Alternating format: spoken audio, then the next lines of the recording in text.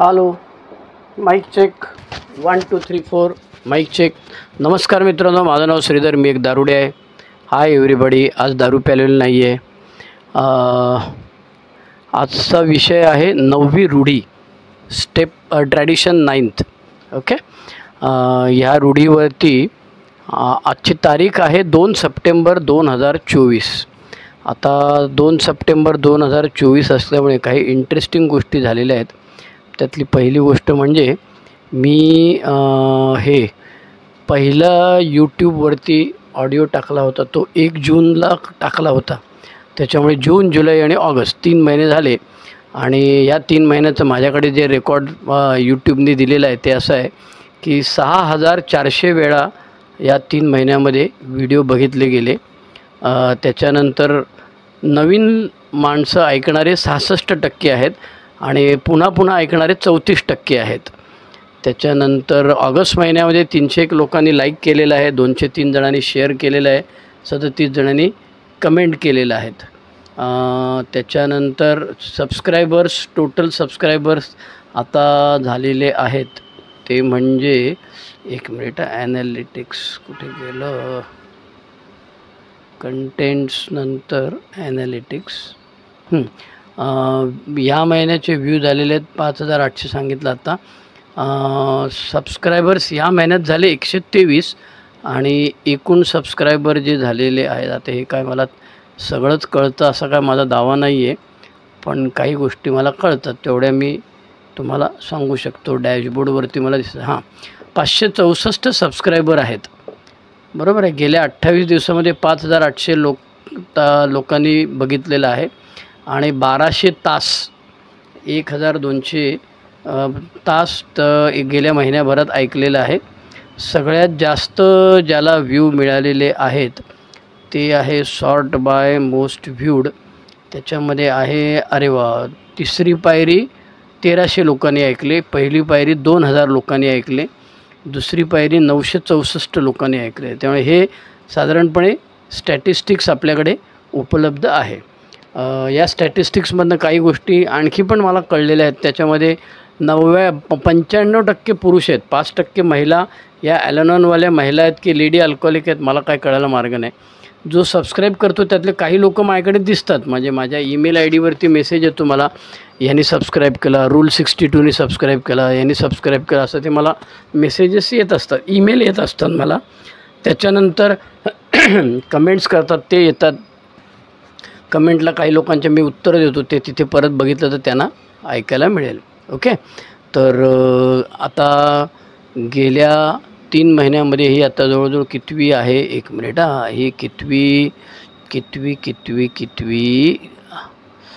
8वी रूढी जी केली होती ती 66 झाली. ही आजची 9वी रूढी आहे. बरोबर आहे. त्याच्यामुळे 67वी आजची आहे. 3 महिन्यामध्ये 66 झालेले आहेत, म्हणजे दर महिन्याला 22 धरले तर 2 दिवसातनं एकदा वगैरे असं 1.5 दिवसातनं एकदा सरासरी झालेली आहे. हे अर्थातच सुरुवातीला जोश होता, हळूहळू जोश कमी होईल, त्याच्यामुळे ते कमी होईल, काय हरकत नाही. चला आता आपण वळूया आपल्या विषयाकडे. 9वी रूढी म्हणते एला एखाद्या संघटनेचे स्वरूप कधीच देऊ नये. बरोबर आहे. का संघटनेचे स्वरूप देऊ नये बाबा? तर त्यांचं म्हणणं आहे की तथापि ज्यांची सेवा करतील त्यांनाच प्रत्यक्षात जबाबदार असतील अशी सेवा मंडळे अथवा सेवा समिती आम्ही निर्माण करू शकतो. आता ह्याच्यामध्ये मुख्य प्रश्न जो आहे तो म्हणजे संघटना किंवा संस्था किंवा ऑर्गनायझेशन, ज्याला इंग्रजीमध्ये ऑर्गनायझेशन म्हणतात. आपल्याला ऑर्गनायझेशन म्हणजे कुठली कंपनी घ्या किंवा कुठलंही कॉर्पोरेट घ्या, आपल्याला आजूबाजूला असतं ते, आणि त्यांचं ऑर्गनायझेशन जसं असतं तसं आपलं ऑर्गनायझेशन असता कामा नये आणि ऑर्गनाइज्ड आपण असता कामा नये, असं एका बाजूला BW म्हणत आहेत. आता ह्याच्यामध्ये ना खूप गमती जमती आहेत. एक गट सुरुवातीला अल्कोहोलिक्स अनॉनिमसमध्ये आपण नेहमी ऐकतो की जुने लोक सांगायचे, पैशाची भानगड नको रे बाबा, हे पैशाची भानगड केली की मग सत्ता आली, प्रतिष्ठा आली आणि मग झंगाट होणार, आपणच आपापसात मारामारी करणार. मग काही दिवसानंतर लक्षात आलं की अरे अजिबात पैसे नको, असं करून चालणार नाही, भिकारी राहून काय चालणार नाही. त्याच्यामुळे कमीत कमी पैसे असले, ज्याला त्यांनी प्रुडंट रिझर्व म्हटलेलं आहे, आणि स्वतःची प्रॉपर्टी कुठे करायची नाही. आणि मग दुसरा विषय आला तो म्हणजे ऑर्गनायझेशन, म्हणजे संस्था किंवा संघटनेचं स्वरूप आलेलं आहे. आता आपल्याकडे ना एक पॅम्पलेट आहे, त्याचं नाव आहे 12 ट्रॅडिशन्स इलस्ट्रेटेड. त्याच्यामध्ये पान नंबर 18 आणि 19वरती त्यांनी छान उदाहरण दिलेलं आहे. तो म्हणतो की डॉक्टर बॉबच्या मृत्यूपूर्वी बिल डब्ल्यू त्यांना भेटायला गेला होता तेव्हा डॉक्टर बॉबनी सांगितलं कीप इट सिम्पल. बरोबर आहे, म्हणजे बाबा रे तू जे काय करशील ना ते कीप इट सिम्पल. पण आता गंमत अशी आहे की डॉक्टर बॉब गेल्यानंतर आपण जे हे झालं कन्व्हेन्शन झालं त्याच्यामध्ये रूढींचं सूतोवाद झालं वगैरे वगैरे, ते सगळा इतिहास आहेच. पण आता गंमत अशी की फंक्शनल सिम्प्लिसिटी आणि स्पिरिच्युअल सिम्प्लिसिटी ह्या दोन वेगळ्या गोष्टी आहेत. आध्यात्मिकदृष्ट्या सुटसुटीत ठेवणे किंवा सोपं ठेवणे हे वेगळा प्रकार आहे, आणि फंक्शनली म्हणजे कार्याच्या दृष्टीने अल्कोहोलिक्स अनोनिमसचं काम चालण्यासाठी जे काय करायला पाहिजे त्याच्यामध्ये नुसतं आपलं माउथ टू माउथ पब्लिसिटी एकाने दुसऱ्याला सांगणं असं करून चालणारच नाही. पण आता तो म्हणतो की अजिबातच ऑर्गनायझेशन नसेल तर साला गडबड होणार ना, सगळ्यात गोंधळ उडणार. त्याच्यामुळे सिम्प्लिसिटीच्या नावाखाली जर का आपण ऑर्गनायझेशनच केलं नाही, इंटरग्रुप, GSO, झोन, समिती, ह्याव त्याव हे सगळं जर केलं नाही, GSO न्यूयॉर्क, ते GSO India, grape point, 12 step magazine, हे प्रत्येका प्रिंटिंग प्रेस, हे सगळं वेगवेगळ्या गोष्टी आहेत. तर ह्याचे सगळ्याच्या एकत्रित येऊन ऑर्गनायझेशन तर करायला पाहिजे ना काही ना काहीतरी. पण तो म्हणतो की जगामध्ये ज्या अर्थाने ऑर्गनायझेशन म्हटलं जातं, आता त्यांनी साधं एकदम उदाहरण दिलं की आपल्याला स्पॉन्सर घ्यायचा असेल तर आपण काय करतो बाबा की बाबा 2-4 लोकांना आजूबाजू मला स्पॉन्सर घ्यायचं आहे, सांग रे कोणाला घेऊ. मग तो 2-4 नावं प्रत्येकजण देतो. मग अशी 20-25 नावं जमा झाली की त्याच्यातलं आपण निवडतो आणि त्या माणसाकडे जातो आणि त्याला सांगतो की बाबा माझा तू मार्गदर्शक होता गो बाबा. मग तोच काय असेल होय सांगेल किंवा नाही सांगेल, बरोबर आहे. त्याच्याऐवजी जर का आपल्याला आता नव्या युगामध्ये तंत्रज्ञान पुढे गेलेलं आहे ना, मग समजा ज्याला स्पॉन्सर घ्यायचा आहे त्याच्याकडनं आपण प्रश्न लिहून घेतले की बाबा तुला कशात मार्गदर्शन पाहिजे, तुझं क्वालिफिकेशन काय, तुझे मेजर प्रॉब्लेम्स काय आहेत, अमुक आहे तमुक आहे, आणि जे स्पॉन्सर होऊ घातलेले आहेत त्यांच्याकडनं डेटा घ्यायचा आणि मग हे दोन्ही डेटा आर्टिफिशियल इंटेलिजन्सनी किंवा कम्प्युटरवरती मॅच करायचे. मग प्रत्येक ग्रुपमध्ये आल्यानंतर एक लॅपटॉप असणार, त्याच्यामध्ये ते एंट्री करणार, प्रश्नांची उत्तरं करणार, भरून घेणार. मग ती ऑनलाईन त्यांनी भरली की मग त्याला मॅच होणारा जो कोणी स्पॉन्सर असेल तो त्याला दिला जाईल ऑनलाईन कम्प्युटरच्या मदतीने. असं करणं याला ऑर्गनायझेशन आजच्या जगामध्ये म्हटलं जातं. त्याच्यामुळे बिल डब्ल्यू म्हणतो की खूप ऑर्गनाईज जरी नसलं तरी थोडंसं ऑर्गनाईज आपल्याला असायला लागेल. पण रूढ अर्थाने जे ऑर्गनायझेशन आहे ते ऑर्गनायझेशन म्हणजे काय, आपल्याला माहिती आहे की सगळीकडे कंपनीमध्ये एक हे असतं, बोर्ड ऑफ ट्रस्टी असतं आणि त्यांच्याकडे सगळ्यात शेवटचे अधिकार पूर्णपणे दिलेले असतात, बरोबर आहे. पण अल्कोहोलिक्स अनोनिमसमध्ये आपण असं कधी ऐकतो का की बाबा GSOनी फतवा काढलेला आहे, GSOनी सर्क्युलर काढले, GSOनी कायदा केलेला आहे, नियम केलेला आहे, त्याप्रमाणे आपल्याला आता असं करायला पाहिजे, पूर्वी असं नव्हतं चालत. त्याच्यामुळे खऱ्या अर्थाने ज्याला गव्हर्नमेंट म्हटलं जातं किंवा सरकार म्हटलं जातं किंवा अधिकार गेलेलं सरकार म्हणतात, असं अल्कोहोलिक्स अनोनिमसमध्ये नसतं. या अर्थाने बिल डब्ल्यू इथे रूढीचं वर्णन करताना इंग्रजीमध्ये पण त्यांनी म्हटलं आहे, AA as such ought never to be organized, but we may create service boards or committees directly responsible to those they serve. मग या सर्व्हिस बोर्ड, सर्व्हिस कमिट्या बनवणार, मग हे ऑर्गनायझेशन नाही का? तर हे ऑर्गनायझेशन आहे, पण ते मिनिमल लेवलला त्यांनी ठेवलेलं आहे. कारण बाहेर रूढार्थाने ज्या पद्धतीने स्ट्रक्चर असतं ह्याचं ऑर्गनायझेशन, त्याच्यामध्ये वरून खाली ऑर्डर्स येत असतात. त्यामुळे आपल्याकडे एक तर पहिली गोष्ट दारुड्या ऐकून घेणार नाही, बरोबर आहे. दारुड्याला सांगितलं की अरे अमुक माणसाला तुला तू असं काहीतरी केलंस म्हणून तुला ही शिक्षा दिलेली आहे, ते शिक्षा देऊन चालत नाही ना. अल्कोहोलिक्स अनोनिमसमध्ये जुन्या सभासदांकडनं ते लोक म्हणतात आम्ही मार्गदर्शन नक्की घेऊ, पण तुम्ही म्हणाल की यू मस्ट लिसन, नाही ऐकत जा, तुला काय करायचं आहे. बरं तुम्ही त्याला बाहेर नाही काढू शकत. अल्कोहोलिक्स अनोनिमसमध्ये वेडेपणाच्या वागणुकीचे बरेच हे आहेत ना. आता परवा कोणीतरी व्हॉट्सअपवरती टाकलं होतं की ते सभासद काही लोक रिहॅबवाल्यांकडनं पैसे घेतात, अमुक आहे तमुक. आता त्याच्यावरती टीका करणं मधनं काय निष्पन्न होईल की नाही मला शंका आहे. त्यामुळे अपवादांबद्दल जास्त चर्चा करण्यात काय अर्थ नाही. BLWने आपल्याला सावध केलेलं आहे की अरे हे जुन्या सभासदांकडून मार्गदर्शन नक्की घेणार. ते नवीन एक उदाहरण देतात एमध्ये नेहमी की नवीन सेक्रेटरी झाला, त्याला नवीन सेक्रेटरीनी सांगितलं की आधीच्या सेक्रेटरीने जुन्या सेक्रेटरीने सांगितलं, हे बघ ही जी वही आहे ना, या वहीमध्ये मी सगळं लिहून ठेवलेलं आहे. कोण किती वेळ बोलतो, कोणाला शेअरिंग द्यायचं, कोणाला शेअरिंग कमी, तो दिलं की थांबतच नाही असं आहे. तो विषय काहीतरी असतो, भलकटतच बोंबलतो, समोर काय कोण आहे, नवीन आहे जुना आहे काय बघत नाही, आपलं ढॅन सांगत सुटतो. तर हे सगळं मी याच्यात लिहिलेलं आहे, तर तू हे वाच. म्हणजे तुला कोणाला शेअरिंग द्यायचं, कोणाला नाही द्यायचं, कमी वेळ असेल जास्त वेळ असेल, कोण ज्ञानी आहे कोण अनुभवी आहे वगैरे हे सगळं लिहिलेलं. तो नवीन सेक्रेटरी म्हणाला, ए तेल लावत गेले तुझी ती वही, ती ठेवून दे फळीवरती, मी काय ती बघणार नाही, मी स्वतः चुका करेन आणि मी शिकेन. त्याच्यामुळे अल्कोहोलिक्स अनोनिमसमध्ये असं आपण कधीही ऐकलेलं नाही की समूहाने अमुक अमुक सभासदाला बाहेर काढलं आणि तुम्ही लाख जरी बाहेर काढलं तरी तो काय परत येतोच. तो प्यालेला असो न प्यालेला असो, सोबर असो, दुसरी लपडी असो, आणखी एमध्ये काय तो टीका करत असतो, काही असू दे, पण त्याला तुम्ही उद्यापासून तू येऊ नको असं सांगू शकत नाही. आणि तो येतो ना, तुम्ही जरी लाख सांगितलं की तू आलास तर तगडं तोडू, तर तो म्हणतो की तुम्ही कोण मला थांबवणार, माझ्याकडे हा जीवन मिळण्याचा प्रश्न आहे. त्याच्यामुळे BLWने लिहून ठेवलेलं आहे, हे असं तुम्ही करू शकत नाही. त्याच्यामुळे अल्कोहोलिक्स अनोनिमसमध्ये अगदी general service office New York, general service board, general service trustee, A class trustee, B class trustee, त्याच्यानंतर GSOचे चेअरमन, त्याच्यानंतर डेलिगेट, त्याच्यानंतर IGR, यातला कुठलाही माणूस तुम्हाला ऑर्डर देऊ शकत नाही. तुम्हाला फक्त ते सूचना करतात. आपण GSOला काय लिहिला, ईमेल पाठवला की त्याचं ते उत्तर पाठवताना त्यांचं नेहमी पहिलं वाक्य असतं की तुम्हाला निर्णय घ्यायचं स्वातंत्र्य आहे, परंतु बऱ्याच सभासदांचा अनुभव असा आहे की ढॅन.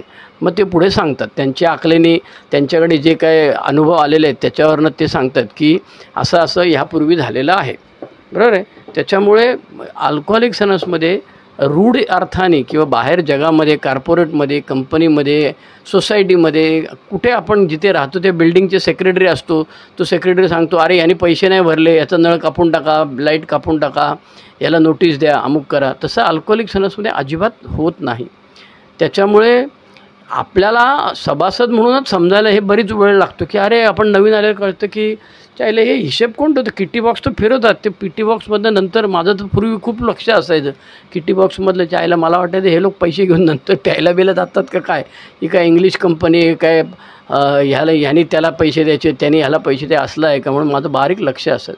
पण बाहेरच्या माणसं जी आहेत, रस्त्यावरचा माणूस म्हणा किंवा मानसोपचार तज्ज्ञ किंवा त्यांच्या क्षेत्रामध्ये काम करणाऱ्या व्यक्ती किंवा इवन फॉर दॅट मॅटर धर्माच्या बाबतीत चर्चमध्ये काम करणारी माणसं, यांना हे काय कळतच नाही की हे असं काय बाबा यांचं आहे, त्यांच्याकडे ऑर्डरवरून खाली येत नाही, कामकाज तर बरोबर चाललं. आता ह्याचं महत्त्वाचं कारण असं आहे की आम्ही ह्या सगळे उपद्व्याप करून झालेले आहेत आमचे. त्याच्यामुळे आम्हाला कळलेलं आहे की दोन गोष्टींना आम्ही जाम हे करतो, शिस्त लावतात आम्हाला. एक म्हणजे दारूनी दिलेला प्रचंड त्रास, आणि दारूचा झालेला प्रचंड त्रास, भोग म्हणा, त्याला काय म्हणायचं ते म्हणा. त्यामुळे दारूने दिलेले फटके आणि एमध्ये आल्यानंतर मला मिळालेलं प्रेम. माझी आई नेहमी गमतीने म्हणायची, पहिल्या त्या दारुड्यांनी काय सांगितलं जे आम्ही नव्हतं सांगितलं, आम्ही तर सगळं सांगितलं होतं तुला, मग त्यांचंच ऐकतो आमचं नाही ऐकत ते, असं का. त्याच्यामुळे अल्कोहोलिक्स अनोनिमसमध्ये आल्यानंतर दारूने दिलेले फटके आणि एमध्ये मिळालेलं मला प्रेम, या दोन गोष्टीमुळे अल्कोहोलिक्स अनोनिमसच्या सभासदाला वेगळं काही सांगायला लागत नाही, त्याला आपोआप शिस्त लागते आणि तिथे अधिकारी बिधारी काही गरज नसते. त्याच्यामुळे सेवा करणाऱ्या कार्यकर्त्यांना सेवा करण्यासाठी अधिकार द्यावे लागतात, तेवढ्यापुरते ते अधिकार दिलेले असतात की बाबा IGR आहे, IGRची मीटिंग आहे, IGRने रिपोर्ट द्यायचा, डेलिगेटनी कॉन्फरन्समध्ये काय झालं ते खालच्या ग्रुपमध्ये येऊन सांगायचं, ग्रुपचं जे काय म्हणणं आहे ते डेलिगेटनी कॉन्फरन्समध्ये जाऊन सांगायचं, त्याच्यात काय बदल घडून आणायचं ते करून आणायचं. हे सगळ्या गोष्टी ज्या आहेत, कारण कसं आहे आजूबाजूच्या जगामध्ये आपण बघितलं तर संपत्ती, प्रतिष्ठा आणि सत्ता या तीन गोष्टीमुळे आजूबाजूच्या सगळ्या संस्था वाट लागलेली आपण पाहतो. आणि अल्कोहोलिक्स अनोनिमसला कळलेलं आहे की जर का आम्हाला जिवंत राहायचं असेल तर हे सगळं आम्हाला ज्याच्यामुळे संस्था कोलमडलेल्या आहेत. त्या आमची पण अशी अवस्था होऊ नये, कारण आम्हाला माहिती आहे हा कदाचित अनुवंशिक रोग असेल, आमच्या नंतरच्या येणाऱ्या पिढ्या आहेत, आमचीच नातवंड पतवंड येतील, तेव्हा ही अल्कोहोलिक्सना जिवंत राहिली पाहिजे रे बाबा. आणि त्याच्याकरता आज मी जबाबदार आहे. आपली स्लोगन आहे आय एम रिस्पॉन्सिबल म्हणून. मग हे कसं करता येईल, तर आम्हाला ह्या सगळ्या गोष्टी बाहेरच्या जगात ज्या चाललेल्या आहेत त्या टाळता आल्या पाहिजेत. म्हणून BLW आपल्या 12x12 जे मुद्दे देतो, की पहिला मुद्दा असा आहे की special service board and committees, general service conference, board of trustees और group committees cannot issue directives to AA members. बरोबर आहे. तुम्ही प्रार्थनेला हात जोडलेच पाहिजेत, तुम्ही प्रार्थना म्हटलीच पाहिजे, तुमची प्रार्थना पाठ असलीच पाहिजे, तुम्ही किटी बॉक्समध्ये पैसे टाकलेच पाहिजेत, तुम्ही वेळेवर मिटिंगला आलंच पाहिजे, शेवटपर्यंत थांबलंच पाहिजे, जो विषय दिला आहे त्या विषयावरतीच बोललं पाहिजे. हे असले कुठल्याही प्रकारचे डायरेक्टिव्ज, दर वर्षाला तुम्ही एवढी पावती दिलीच पाहिजे, तुम्ही दणदणीत वाढदिवस करता तेव्हा तेवढे अर्धे पैसे जे आहेत ते तुम्हाला त्या ह्याच्यामध्ये कशामध्ये किटी बॉक्समध्ये किंवा पावती फाडलीच पाहिजे. अशा प्रकारचे कुठल्याही प्रकारचे तुम्ही जर का हे करायला लागलात, काय करायला लागलात, ऑर्डर्स द्यायला लागल्या, तर मधली सभासद अजिबात ऐकून घेणार नाहीत. त्या पहिला मुद्दा तो आहे. त्याच्यानंतर as can't be dictated individually or collectively. एक व्यक्ती म्हणून त्याला तुम्ही दादागिरी करून चालणार नाही, आणि समूह म्हणून आम्ही सगळे एकत्र आलो तर आमचं ऐकणार नाहीत. बरोबर आहे. अल्कोहोलिक्स अनोनिमस GSOला आम्ही पावती फाडणार नाही. GSO काय करतं, ते अमुक पुस्तक मराठीमधलं इतके दिवस झालं आलेलं नाही आहे, आम्ही GSOच्या त्या अमुक कमिटीला पैसे द्यायचं बंद करतो. त्याच्यामुळे दादागिरी केली की तुमचं तंगडं मोडणार. अल्कोहोलिक्स अनोनिमसचे सभासद हुशार आहेत. आणखी तो सांगतो की ॲब्सेन्स ऑफ कोअर्शन, म्हणजे कुठल्याही गोष्टीमध्ये दबाव, तंत्र, दादागिरी हे अल्कोहोलिक्स अनोनिमसला अभिप्रेत नाही. कारण त्याला एकच गुरु आहे, तो म्हणजे ह्या 12 पायऱ्या आणि 12 रूढी आणि 12 संकल्पना. त्याला माहिती आहे हे जर आपण केलं नाही तर आपण मृत्यूच्या ह्याच्यावरती, डेथ वॉरंटवरती आपण सही केल्यासारखं आहे. त्यामुळे तो त्यालाच फक्त घाबरतो. तुमचे ते GSO आणि ऑर्गनायझेशनवाला वगैरे काय घाबरत नाही. त्याच्यानंतर suffering and love are as disciplinarians. आम्हाला शिस्त कोण लावतं, 2 माणसांना. आमची सफरिंग, दारू पिऊन एवढी धुलाई झालेली आहे आमची, दारू पिऊन नुसतं आठवलं तरी अंगावरती काटा येतो. आणि मध्ये आल्यानंतर आम्हाला जुन्या सभासदांनी, सगळ्या सभासदांनी दिलेलं प्रेम आहे ते आम्हाला शिस्त लावणारी गोष्ट. त्याच्यानंतर difference between spirit of authority and spirit of service. Authority वेगळी, म्हणजे तुम्हाला अधिकारवाणीने तुम्ही करू शकता की अरे आपल्याकडे हे करायचे, नाईट विजिल करायचे, प्रत्येकाने 1000 रुपये काढलेच पाहिजेत, असं तुम्ही करू शकत नाही ना रे बाबा. तर ऑथॉरिटी नाही. हां, सर्व्हिस तुम्ही असं विचारलं की मी माझं वर्कशॉप कार्यशाळा घेतो त्याच्यामध्ये विचारतो किंवा मला हे वाईट सवय आहे विचारायची, हे तुमच्यापैकी किती लोक टॅक्स भरतात रे, जरा हातवर करा. मग ते विचारे हातवर करतात, त्याला माहीत नसतं माझा काय हेतू आहे. मी म्हटलं अरे तुम्ही टॅक्स भरता ना, मग कॉर्पोरेट सोशल रिस्पॉन्सिबिलिटी जशी असते की नाही कंपनीला, तशी तुमची पण काहीतरी जबाबदारी आहे की नाही रे. आणि तुम्हाला ATGमध्ये पावती पण मिळते ना रे, अल्कोहोलिक्सला मदत केली तर. त्याच्यामुळे GSOचा QR कोड घ्या आणि त्या QR कोडवरती GSOला पैसे पाठवा. 2 दिवसामध्ये तुमच्या घरी पावती येईल. त्यामुळे ज्यांना, किंवा आम्ही आत्ता ह्याला गेलो होतो, कल्याणच्या कार्यशाळेमध्ये गेलो होतो, ते पुस्तकं काही लोकांनी आणली नव्हती. मी म्हटलं अरे किती पुस्तकं आहेत, तो म्हणाला 20 पुस्तकं आहेत आमच्याकडे विकायला. इंटरग्रुपच्या विश्वास नावाचे आमचे सभासद आहेत त्यांनी सांगितलं. तर मी सांगितलं हातवर करा, कोणी टॅक्स भरतात, प्रत्येकाने एक पुस्तक विकत घ्या आणि इथे ठेवून द्या, ज्याला पाहिजे तो घेऊन जाईल. बरोबर आहे. परत काय आणून द्यायची भानगड नाही. त्याच्यामुळे ऑथॉरिटी आणि सर्व्हिस या 2 वेगळ्या गोष्टी. प्रेमाने सांगितलं की अरे आपल्याकडे ह्याला पैसे नाही आहेत, जरा सैल हाताने जरा पैसे टाका, की लगेच येतात. मला तर कार्यशाळेमध्ये अनेक वेळाचा अनुभव आहे की पैसे शॉर्ट लागले ते काय अंशदान घेऊनसुद्धा, की आम्ही किटी बॉक्स फिरवतो, ऑर्गनायझरनं विचारतो किती शॉर्ट लागले आणि सांगतो, ते हिशेब देतात, ह्याचे एवढे लागले, त्याचे एवढे लागले.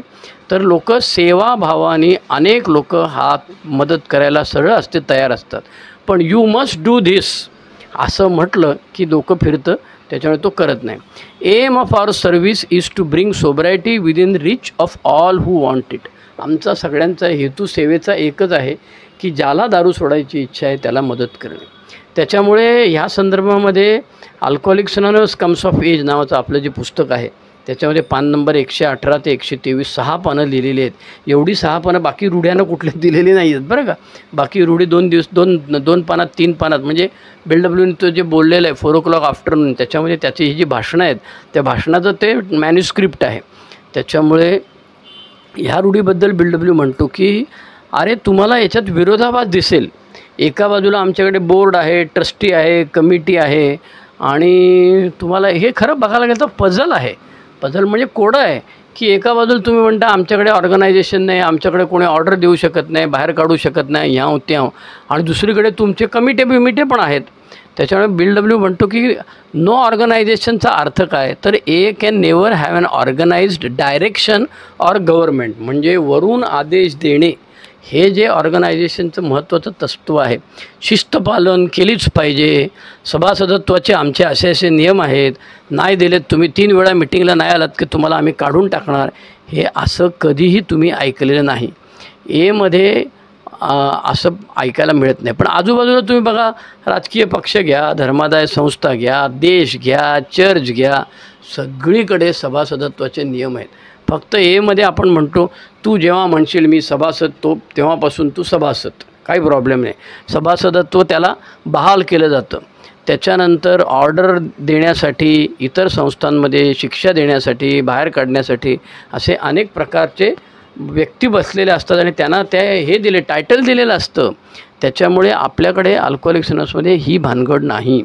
आणि म्हणून त्यांनी जॉन डोचं उदाहरण जे दुसऱ्या रूढीमध्ये दिलं होतं 12/12मध्ये, की तो संस्थापक असतो, त्याचं उदाहरण त्यांनी ह्याच्यात पण दिले. कशामध्ये? ए कम्स ऑफ एजमध्ये पण दिले, आणि 12 पायऱ्या 12 रूढी पुस्तकामध्ये 9व्या पायरीची चर्चा करताना पण दिलेलं आहे की हा जुना सभासद तिथे पहिल्यांदा त्या गावामध्ये सोबर होतो, मग तो ग्रुप चालू करतो, मग तो इतर दारुड्यांना देतो संदेश, मग इतर दारुडे त्याला हे करतात, मग तो संस्थापक होतो, आणि हे झालं ते झालं. आता त्याला हळूहळू बाजूला करायला लागतात. तो म्हणते, जुने सभासदाला म्हणतात, ते सांगतात की बाबा रे आम्हाला काय अडलं तर आम्ही तुला विचारू, पण आता रोटेशनचं तत्त्व आम्ही स्वीकारणार आहोत की दर 3 महिन्यांनी, 6 महिन्यांनी, वर्षभराने हे चेअरमन बदलणार. त्याच्यामुळे तू म्हणशील मीच आयुष्यभर चेअरमन, तर असं चालणार नाही. म्हणून त्यांनी जे दीर्घ स्वरूप दिलेलं आहे 9व्या रूढीचं ते छान आहे बरं का. त्याच्यात सगळं अगदी गोष्टी क्लिअर होतात. आपला मराठी बिग बुक आहे त्याच्यामध्ये परिशिष्ट पहिलं म्हणून आहे, म्हणजे 164 पानं संपल्यानंतर 167-65 पानापासून पुढे आहे ते. त्याच्यामध्ये ते BLWने त्याचं वर्णन दीर्घ स्वरूप, म्हणजे फुल फ्लेज, मोठी लांबलचक, प्रत्येक ए समूहाला शक्य तितक्या कमीत कमी संघटनेची जरुरी असते. आळीपाळीने बदलणारे नेतृत्व, म्हणजे रोटेशन ज्याला आपण म्हणतो, हेच सर्वोत्तम होय. छोटा समूह त्याचा सेक्रेटरी निवडू शकतो, मोठा समूह त्याचा आळीपाळीने बदलणारी समिती निवडू शकतो, आणि अनेक समूह मोठ्या शहराच्या विभागातील मध्यवर्ती किंवा इंटरग्रुप समिती निवडू शकतात. अशा समित्या अनेकदा पूर्णवेळ सेक्रेटरी नोकरीस ठेवतात, म्हणजे पेड सेक्रेटरी असतो तो. खरं तर जनरल सर्व्हिस बोर्डाचे विश्वस्त हीच आपली जनरल सर्व्हिस समिती आहे. एच्या रूढीचे ते राखणदार आहेत, आणि त्यांच्या सहाय्याने आपण न्यूयॉर्क येथील एचे जनरल सर्व्हिस ऑफिस चालवतो. हे 9व्या पायरीचं दीर्घ स्वरूप आहे बरं का. ते एची ऐच्छिक वर्गणी स्वीकारणारे असतात. आमचे सर्वसाधारण सार्वजनिक संबंध हाताळण्याचे अधिकार त्यांना समूहाने दिलेले असतात, व आमच्या प्रमुख मासिकाचे म्हणजे एच्या ग्रेपवाईनच्या अखंडत्वाची हमी ते देतात. म्हणजे कुठलीही सेवा बंद पडणार नाही याची काळजी घ्यायचं काम आमचे हे सर्व्हिस स्ट्रक्चरवाले जे लोक आहेत ते करतात. अशा सर्व प्रतिनिधींना सेवेच्या भावनेनेच मार्गदर्शन केले असले पाहिजे, कारण एमध्ये खरे पुढारी हे अखंड एचे विश्वासू अनुभवी सेवकच असतात. फर्स्ट सर्वंट म्हटलं जातं सेक्रेटरीला, ग्रुपच्या सेक्रेटरीला फर्स्ट सर्वंट म्हटलं जातं. त्याच्या उपाधीवरून किंवा टायटलवरून त्यांना कोणत्याही खऱ्या अधिकाराची प्राप्ती होत नाही. सेक्रेटरी, ट्रेजरर, PI चेअरमन, बरोबर आहे, कमिटीचं हे, तर ते अधिकार गाजवत नाहीत. सार्वत्रिक आदर हीच त्यांच्या उपयुक्ततेची ग्वाही आहे. इंग्रजीमध्ये ते म्हणतो, they do not govern, universal respect is the key for their usefulness. त्याच्यामुळे BLWनी बिग बुकमध्ये रूढींबद्दल फक्त मागे त्या रूढी आणि त्याचं दीर्घ स्वरूप दिलेलं आहे बिग बुकमध्ये. त्याच्यानंतर 12x12मध्ये आणि ए कम्स ऑफ एजमध्ये जवळजवळ त्याच गोष्टी परत एकदा लिहिलेल्या आहेत. आणि त्याच्यानंतर पॅम्पलेट आहे एक ए ट्रॅडिशन हाऊ इट डेव्हलप्ड. त्याच्यामध्ये त्यांनी एक 10-15 आर्टिकल्स बिल डब्ल्यूची जी आहेत अगदी सुरुवातीची ती टाकलेली आहेत. या 9व्या रूढी संदर्भामध्ये 1947चं एक आर्टिकल आहे, पान नंबर 32 ते 34 एक पॅम्पलेट आहे A tradition how it develop. Bill डब्ल्यूचं आर्टिकल आहे. आर्टिकलचं टायटल किंवा शीर्षक आहे will A ever have a personal government. आणि आन्सर इज नो. बरोबर आहे. सरकार अल्कोहोलिक सनसमध्ये सरकार आज्ञा देणार सरकार नसणार, रोटेटिंग कमिटी असणार. आणि बिल डब्ल्यू स्वतः नम्र असल्यामुळे बिल डब्ल्यू त्या पॅम्पलेटमध्ये त्या आर्टिकलमध्ये 1947 तो म्हणतो की अरे बाबांनो हे सगळं मीच करून झालेलं आहे. एकेकाळी मला असं वाटलेलं होतं की मी हे सगळं कंट्रोल करणार. I tried to run A मी ही संस्था चालवायचा प्रयत्न केले. I have to give up. मला हे सोडून द्यावं लागलं. It didn't work. ते चालत नाही. Heavy handed assertion of my personal authority. म्हणजे माझ्या व्यक्तिगत पातळीवरती मी जी दादागिरी करायचो, हेवी हँडेड म्हणतात त्याला. बरोबर आहे. म्हणजे थोडक्यात दमदाटी करणे किंवा अधिकारवाणीने काहीतरी ऑर्डर सोडणे वगैरे. Always created confusion and resistance. पहिलं म्हणजे गोंधळ उडायचा लोकांचा आणि दुसरं म्हणजे लोक त्याला विरोध करायचे. ते म्हणायचे काय बिल डब्ल्यूला ज्यांनी आपल्या सभासदांनी सांगितले, बिल डब्ल्यू लिहितो त्या आर्टिकलमध्ये, ते म्हणायचे हू डज दिस डिक्टेटर. हा डिक्टेटर कोण लागून गेला, हा आम्हाला शिकवणार का ऐसा करणे का ना वैसा करणे का. परंतु जेव्हा जेव्हा 12 पायऱ्याप्रमाणे 12 रूढींचं आचरण करायचं वेळ आली तेव्हा ग्रुपमध्ये चर्चा करून त्याची हे केली. आपल्याकडे ना एक चेकलिस्ट आहे जी त्या मला ह्यांनी पाठवली, संक्रमणनी पाठवली, कल्पेशनी पाठवली, बऱ्याच लोकांनी ती धडाधड पाठवली. त्याच्यातली संक्रमणनी मराठी भाषांतर पण केलेलं आहे त्याचं. त्याची त्यांनी मला PDF पाठवली.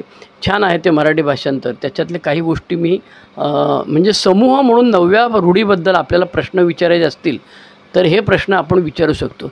मी किंवा स्वतःला विचारायचे आहेत प्रश्न हे, मी एमध्ये अधिकारी होण्याचा प्रयत्न करतो का. म्हणजे am I trying to be a boss, supreme authority. माझ्या ग्रुपमध्ये मला विचारल्याशिवाय कोणी अनाऊन्समेंट केली बड्डेची तर मला चालते का की मला त्रास होतो त्याचा, हा स्वतःला प्रश्न विचारला. त्याच्यानंतर दुसरा प्रश्न विचारला आहे त्यांनी, मी औपचारिक पैलूंचा प्रतिकार करतो का. म्हणजे do I resist formal aspects of A. त्या फॉर्मल आस्पेक्ट्स ऑफ ए म्हणजे हे ज्या सर्व्हिस समित्या आहेत, अमुक आहे तमुक आहे, त्याचा मी प्रतिकार करतो का. कारण त्यांना रोटेशननी बदलायचं असल्यामुळे मी एकटा अधिकार म्हणून दादागिरी करू शकत नाही आणि मग माझ्या अधिकार जातील अशी मला भीती वाटते, म्हणून मी ह्या सगळ्याला विरोध करतो. बरोबर आहे. तिसरा प्रश्न आहे चेकलिस्टमधला, एच्या कार्यक्रमाची सर्व तत्त्वे समजावून मी आचरणात आणतो का. जेव्हा एखादा कार्यक्रम असतो एचा, बरोबर आहे, तेव्हा कार्यक्रम म्हणजे 12 पायऱ्यांचा कार्यक्रमाबद्दल आपण बोलत नाही आहोत, तर एच्या ऑर्गनायझेशननी अरेंज केलेला एखादा कार्यक्रम असतो तेव्हा मी ती जी तत्त्वं आहेत अल्कोहोलिक सनसच्या अशा कार्यक्रमाची ती समजावून घेऊन आचरणात आणतो की आपली एकट्याची दादागिरी चालवतो. पुढचा प्रश्न आहे, धैर्य आणि नम्रता बाळगतो का एच्या कार्यक्रमामध्ये मी. कारण तुम्ही बघितलं असेल की सर्व्हिसमधल्या लोकांना लाथा खायला लागतात. कोणी उठून काही प्रश्न विचारतो, कोणी आरोप करतो. अरे बिल डब्ल्यूवर स्वतःवर आरोप केला ना. बिल डब्ल्यू म्हणतो मलाच सगळ्यांनी पैसे काढले होते त्या पुस्तकासाठी वगैरे आणि मलाच धारेवर धरला. सुदैवाने म्हणतो माझ्याकडे मी शहाणा होतो, मला माहीत होते हे ए मेंबर आपल्याला डोक्यावर चढवत जरी असले तरी वेळ प्रसंगी ते आपल्याला लाथा पण घालतील. त्यामुळे बिल डब्ल्यू म्हणतो की मी ते ॲप्रूव्ड नाही काय ते कॉस्ट अकाउंटंटकडनं CAकडनं फायनलाईज करून घेतलेले सही शिक्का असलेले हिशेबाचे कागद मी मिटिंगमध्ये घेऊन गेलो होतो आणि त्या मिटिंगमध्ये ते दाखवलं आणि मग लोकांना पटलं की अरे बाबा ह्यांनी काय मध्ये फंदाफुंदी केलेली नाही आहे. त्यामुळे मी कशासाठी जबाबदार आहे याची मला जाणीव आहे का. प्रत्येक ए समूहाला घटना आणि नियमावलीची गरज नाही ना रे बाबा. का आपल्याला असं वाटतं की नाही आमच्या ग्रुपसाठी एक काहीतरी वेगळं करायला पाहिजे. त्याच्यानंतर कार्यातून वेळ आल्यावर पायउतार व्हायला मी तयार आहे का की मीच एकटा आयुष्यभर सेक्रेटरी चालवणार मीटिंग, मीच एकटा चहा सांगणार, मीच एकटा खिशी बॉक्सचा हिशेब ठेवणार. कुठला एक मोठा कार्यक्रम अरेंज करायचा असेल तर मला इन्व्हॉल्व केलंच पाहिजे असं आहे का. की बाबा वय जसं होतं एमधलं फिजिकल बायोलॉजिकल वय नाही, शरीराचं वय वाढतं ते नाही म्हणत. एमधलं जसं वय वाढतं तसं तुम्हाला बाजूला सरकलं पाहिजे. मला आठवतं मुलुंडला स्टॅनली अंकल होते, प्रफुल्लभाई आणि अनिल डी असताना सुद्धा ते होते. ते मागे बसलेले असायचे, ते विचारलं प्रश्न तर शांतपणे त्याची उत्तरं द्यायचे. कितीतरी ए मेंबरचे ओल्ड टायमर्स असे आहेत की जे मागे शांतपणे बसलेले असतात, तुमचं काय चाललं आहे ते बघत असतात. तुम्ही विचारलं तर ते त्या प्रश्नाचं उत्तर देतात, नाही तर ते त्या प्रश्नावरती तोंड उघडत नाही. ते म्हणतात ठीक आहे, तुम्हाला जसं योग्य वाटेल तसं तुम्ही करा. त्याच्यामुळे कार्यातून वेळ पडल्यावर पायउतार व्हायला मी तयार आहे का? रोटेशन तत्त्वाचा आणि अनामिकतेचा आणि नम्रतेचा संबंध आहे हे मला माहिती आहे का? तर अशा प्रकारे अल्कोहोलिक्स अनोनिमसच्या 9व्या रूढीबद्दल आपण काय काय केलं. बिग बुकमधनं दीर्घस्वरूप आणि रूढी वाचली. त्याच्यानंतर ए कम्स ऑफ एज पान नंबर 118, पान नंबर 123. त्याच्यानंतर 12 पायऱ्या 12 रूढी मराठी, माझं पान 100 आहे, तुमचं किती आहे ते नवीनमध्ये शोधून घ्या. त्याच्यानंतर 12x12 इंग्रजी पान नंबर 172. त्याच्यानंतर pamphlet A tradition how it developed, त्याच्यामध्ये BLWचं आर्टिकल. त्याच्यानंतर आणखी एक पॅम्पलेट 12 ट्रॅडिशन इलस्ट्रेटेड, म्हणजे त्याच्यामध्ये त्यांनी चित्र काढलेली आहेत वेगवेगळ्या ह्याची, आणि सगळं 2 लेख हे असतात, त्याच्यामध्ये पॅरेग्राफ असतात आणि त्या पॅरेग्राफमध्ये तो समजावून सांगायचा प्रयत्न करतो. त्याच्यानंतर चेकलिस्ट आहे. ही चेकलिस्ट जी आहे ती जनरल सर्व्हिस अप्रूव्ड आहे, आपली लिस्ट आहे, त्याच्यामुळे तो काय प्रॉब्लेम नाही. तर 9व्या पायरीमध्ये तो काय सांगतो आहे परत एकदा, as such ought to never be organized, but we may create service boards or committees directly responsible to those they serve. एखाद्या संघटनेचे स्वरूप कधीच देऊ नये, तथापि ज्यांची सेवा करतील त्यांनाच प्रत्यक्षात जबाबदार असतील अशी सेवा मंडळी किंवा सेवा समिती आम्ही निर्माण करू शकतो. आता हे 1 ते 12 रूढींवर किंवा 1 ते 12 पायऱ्यांवर एका ठिकाणी एका ग्रुपमध्ये बोलणं खूप कठीण आहे. मी 2-3 वेळा हा प्रयोग करून झालेला आहे. आता हा रूढींचा जो आहे ना, त्या भायखळ्याला ह्यानी एका सभासदांनी मला बोलवलं होतं. ग्लोरिया चर्चला ग्लोरिया ग्रुप म्हणून आहे तो. तिथे पण 6-7 रूढी झाल्यानंतर ते काहीतरी बंद पडलं. काय झालं आता मला जमलं नाही की त्यांनी वेळ दिलेला काय मला आता आठवत नाही. पण 2016 साली ते तिकडलं बंद झालं, कुठलं भायखळ्याचं. मग मला खुमखुमी होती, त्यामुळे उरलेल्या रूढी मी इथे समुद्रकिनारा माझ्या घराजवळचा गट होता तिथे मी 22 नोव्हेंबर 2016ला या विषयावरती बोललेलो आहे. आणि आत्ता पण 12 पायऱ्यांपैकी पण मी पावलींना बोलायचा प्रयत्न केला. 8-9 झाल्यानंतर मग धोधो पाऊस झाला. बायको बोंब मारायला लागली, तंगडं मोडलं. कुठे तर कुठे शोधायला जाऊ तुला मी बाबा, घरात बस, जवळ इथे असेल तिथे, मला जिथे तुला पकडायला येता येईल शोधायला येतील अशा ठिकाणी जा, लांब जाऊ नको. त्यामुळे ते पण माझं बंद झालं. तर सांगायचा हेतू असा की ही 9वी रूढी आहे. आणखी ज्यांनी पहिल्यांदा ऐकलेले आहे त्यांनी सबस्क्राईब करा. आत्ता तुम्ही ऐकत असाल तर तुम्हाला अंधार दिसतो तुमच्या मोबाईलवरती किंवा लॅपटॉपमध्ये, त्याच्या बाजूला खालच्या बाजूला जे प्रकाशामध्ये दिसते तिथे उजव्या हाताला सबस्क्राईब लिहिलेलं काळ्या रंगाचं हे दिसते, तिथे बोट लावा, म्हणजे तुम्हाला नवीन नवीन ऐकायला मिळतील. त्याच्यानंतर तुम्हाला जर का जुने पाहिजे असतील, आता हे 67वी आहे त्यामुळे 1 ते 66 तुम्हाला ऐकायला पाहिजे असतील तर तुम्ही ह्याच्यामध्ये यूट्यूबमध्ये जाऊन 4 शब्द किंवा हल्ली 2 शब्द टाकले तरी येतात. शेअरिंग पुढे मुंबई श्रीधर टाकलात नाही तरीसुद्धा ते आपोआप एम टाकला गेलं की मुंबई श्रीधर दिसतं, कारण आता बऱ्याच जणांनी ते सर्च करून झालेलं आहे. त्यामुळे असं टाका. तुमच्या आजूबाजूला जी मंडळी आहेत ज्यांना हे करता येत नाही त्यांना तुम्ही स्वतः करून द्या. वयोमानानुसार किंवा स्नेही नसल्यामुळे बऱ्याच लोकांना ते जमत नाही, त्यामुळे तुम्ही त्यांना करून द्या. याचा फायदा अनेक लोकांना झालेला आहे. अनेक लोक मला फोन करून याच्यावरती मेसेजवरती सांगतात की अरे माझ्या शेजारी बसलेला तो माणूस असतो, तू श्रीधर का? म्हटलं का बाबा असा काय एकदम झटका आल्यासारखं करतो? नाही तू आम्ही ते ऐकतो नेहमी ह्याच्यावरती यूट्यूबवरती ऐकत असतो, तूच तो आम्हाला माहीत नव्हतं. त्याच्यामुळे बऱ्याचदा असं होतं.